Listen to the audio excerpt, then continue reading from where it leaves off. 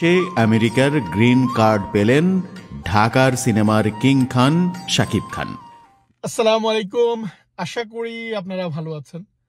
আপনারা কখনো খেয়াল করেছেন যে এই যে বাংলাদেশের তারকারা যারা সিনেমায় অভিনয় করে বা যারা নাটকে অভিনয় করে, তারা খুব সহজে আমেরিকায় আসার পর তারা গ্রিন কার্ড পেয়ে যায়। কি করে তারা এত সহজে গ্রিন কার্ড পেয়ে যায়? যেখানে আমেরিকা আসা বা আমেরিকার ভিসা পাওয়াটাই অনেক কঠিন, সেই জায়গাটায় ওরা আমেরিকায় আসে, আসার পর দেখা যায় তারা গ্রিন কার্ড নিয়ে তারপর যায়। যেমন বাংলাদেশের নায়ক সুপারস্টার সাকিব খান আমেরিকায় এসেছিলেন, গ্রিন কার্ড নিয়ে তারপর বাংলাদেশে গেলেন। এখন দেখুন বাংলাদেশের আরেক নায়ক জায়েদ খান, সেও কিন্তু আমেরিকায় আসছে এবং মনে হচ্ছে যে গ্রিন কার্ড নিয়েই আমেরিকায় যাবে। আর এই যে সামারের এই সময়টা, গ্রীষ্মকালে আমেরিকায় নানা রকম প্রোগ্রাম হয়। আমেরিকার বিভিন্ন স্টেটে বাংলাদেশি যে অ্যাসোসিয়েশনগুলো রয়েছে, তারা দেখবেন যে নানা রকম প্রোগ্রাম করে, সেই প্রোগ্রামে বাংলাদেশের তারকারা অংশ নেয়। ফলে তারা ভিজিট ভিসায় ইজিলি চলে আসতে পারে। তারপর তারা কি করে গ্রিন কার্ড পেয়ে যায় সেটা নিয়েই কথা বলবো এই ভিডিওতে। আশা করি আপনারা খুব সুন্দর এক্সপ্লেনেশন পাবেন। আমি মোহাম্মদ আরিফুর রহমান বলছি আমেরিকার নিউ ইয়র্ক থেকে। আপনারা জানেন যে আমি বিদেশে উচ্চশিক্ষা এবং নানা রকম ভিসা নিয়ে আপনাদের সাথে কথা বলি, সেই সাথে আমেরিকার নানা কিছু শেয়ার করি। আমেরিকায় গ্রিন কার্ড পাওয়ার ভিন্ন ভিন্ন ক্যাটাগরি রয়েছে। আমরা যারা গবেষক হিসাবে আসি আমাদের একটা ক্যাটাগরি, যারা এখানে চাকরি নিয়ে আসে তাদের আরেকটা ক্যাটাগরি। এর মধ্যে একটা ক্যাটাগরি রয়েছে, সেটা হচ্ছে এক্সট্রা অর্ডিনারি ক্যাটাগরি।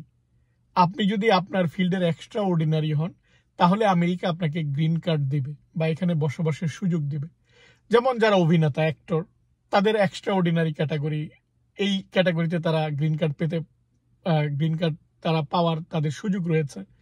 যেমন খেলোয়াড়, একজন ভালো অ্যাথলেট বা যারা অলিম্পিকে অংশ নেয়, হয়তো তারা অলিম্পিকে গোল্ড মেডেল রয়েছে, এটাও কিন্তু তার একটা এক্সট্রা অর্ডিনারি ক্যাটাগরি।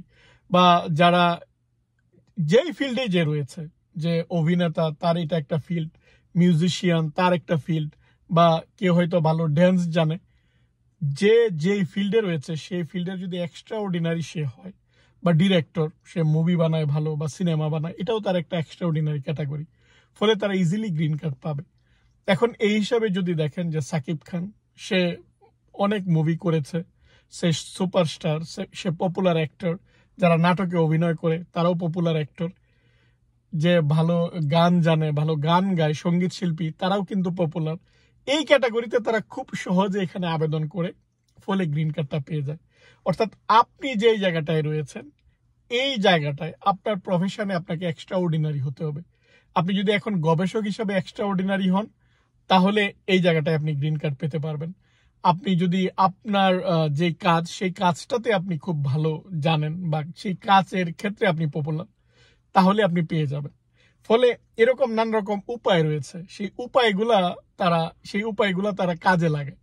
মনে করুন হিরো আলম যদি এখন অ্যাপ্লাই করে, হিরো আলম আমেরিকায় চলে আসলো, আসার পর সে অ্যাপ্লাই করলো, সেও কিন্তু পেয়ে যাবে।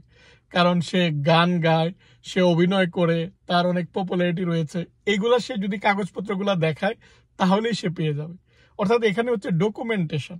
আপনি জাস্ট দেখাবেন যে এই ফিল্ডে আপনার সিগনিফিকেন্ট একটা কন্ট্রিবিউশন রয়েছে, আপনার অ্যাওয়ার্ড আছে বা আপনি পপুলার। এই জিনিসগুলো প্রমাণ করতে হয়। ফলে এই জিনিসগুলো কিন্তু প্রমাণ করা আমাদের দেশের তারকাদের জন্য ইজি। আর এখানে লয়ার থাকে বা এখানে আইনজীবী থাকে, যারা এই কাগজগুলা বা অ্যাপ্লাই করতে হেল্প করে। ফলে খুব সহজেই তারা এই জিনিসটা পেয়ে যাচ্ছে। সো আপনারা তাই দেখবেন যে তারকারা আমেরিকায় আসে, বা দেখা যায় তারা যখন অভিনয় থেকে অবসর গ্রহণ করে, তারা আমেরিকায় এসে বা উন্নত দেশে এসে স্থায়ী হয়। ফলে খুব সহজে তারা এটা কিন্তু করতে পারে।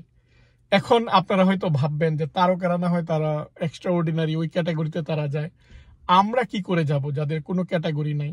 যাদের কোনো ক্যাটাগরি নাই তাদের জন্যও কিন্তু রয়েছে, সেটা হচ্ছে EB3 আনস্কিল্ড লেবার। আপনার যদি কোনো স্কিলডও না থাকে, তাহলেও কিন্তু আমেরিকা আপনার আসার সুযোগ দেয়।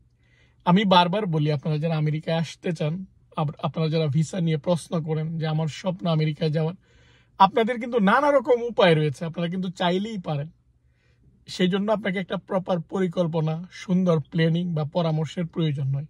সেটা যদি আপনি বাস্তবায়ন করতে পারেন, তাহলেই কিন্তু আপনি এই জায়গাটায় এসে খুব সহজে আমেরিকার যে গ্রিন কার্ড, সেটা আপনি পেতে পারবেন।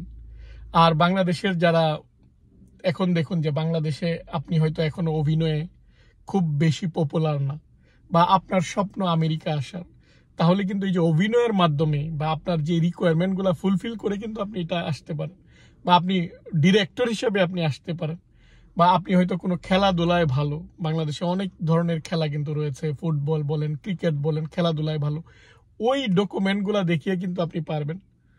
অর্থাৎ উপায়গুলা সম্পর্কে জানা, যদি কোনো যোগ্যতার আপনার লেকিংস থাকে সেই লেকিংসটা পুরা করা, সেটা ফুলফিল করে তারপর কিন্তু আপনি আমেরিকায় আসতে পারবেন, বা আমেরিকার গ্রিন কার্ড নিয়ে, বা যেটা অনেকের স্বপ্ন যে আমেরিকার গ্রিন কার্ড পাওয়া, সেই স্বপ্ন আপনারা পূরণ করতে পারবেন। আশা করি এই ছোট্ট ভিডিওটি আপনাদের ভালো লেগেছে। আপনারা ভালো থাকবেন। আমার চ্যানেল থেকে অন্যান্য ভিডিওগুলো দেখার আমন্ত্রণ জানিয়ে আজ এখানেই বিদায় নিচ্ছি। আল্লাহ হাফিজ।